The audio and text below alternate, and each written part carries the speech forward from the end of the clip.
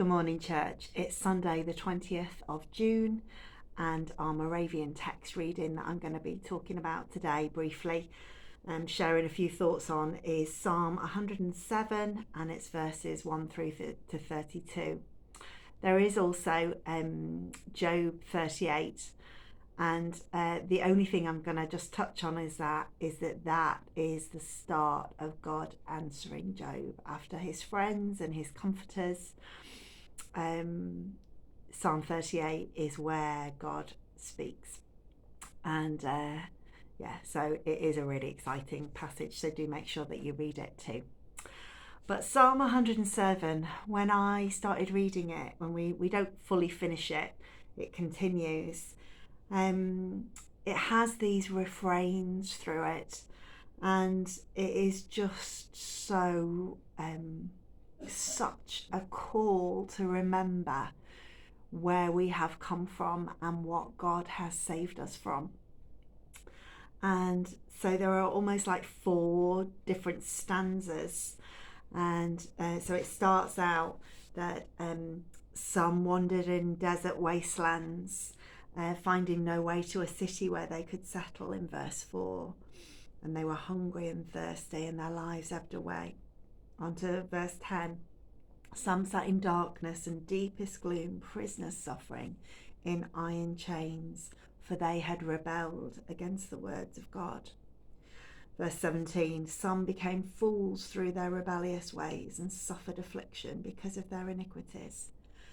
And then others, verse 23, went out onto the sea in ships. They were merchants on the mighty waters.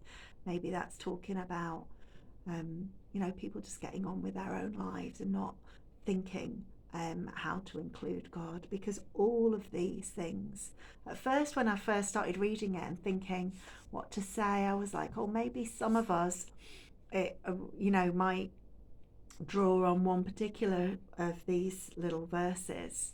But actually, the more I've read it and the more I've thought about it, all of us, I think, at various times in our lives, and before we knew God in particular, I'm sure can look back and remember and think, yeah, I was wandering around hungry and thirsty for the things of God. I had nowhere to settle, no comfort. I was sat in gloom, maybe in despair.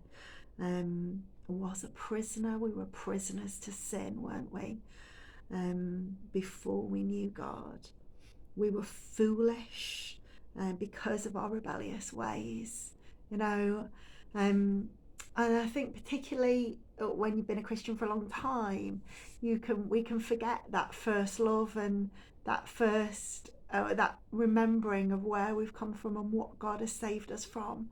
But I think that was what I was reminded of afresh, and it needs to be a daily thing, doesn't it? But often we forget to just remember, oh yeah, yes, God, you've saved me from so much. Where would I be now without your intervention? Where would I be without your deliverance and your salvation?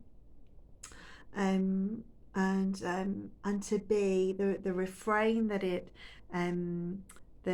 says is, let us give thanks for his unfailing love. And then again there's this refrain, isn't there? It's verse 6, verse 13, verse 19, verse 28, and it's then they cried to the Lord and he saved them out of their distress.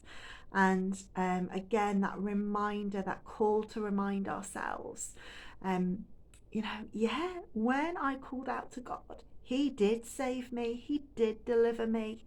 And to be quick to remember, quick to remind ourselves of his unfailing love for us and to us, to our families, to our friends, to our church community. And I think that was that thing, that no city to settle. It reminded me of church and community. Actually, that's really, really important for us, isn't it?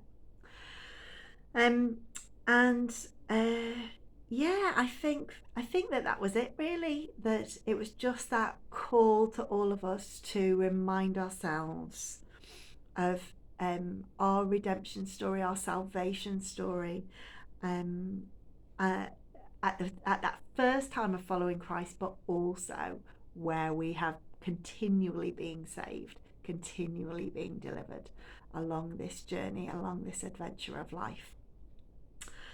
Let us give thanks for his unfailing love today. Amen.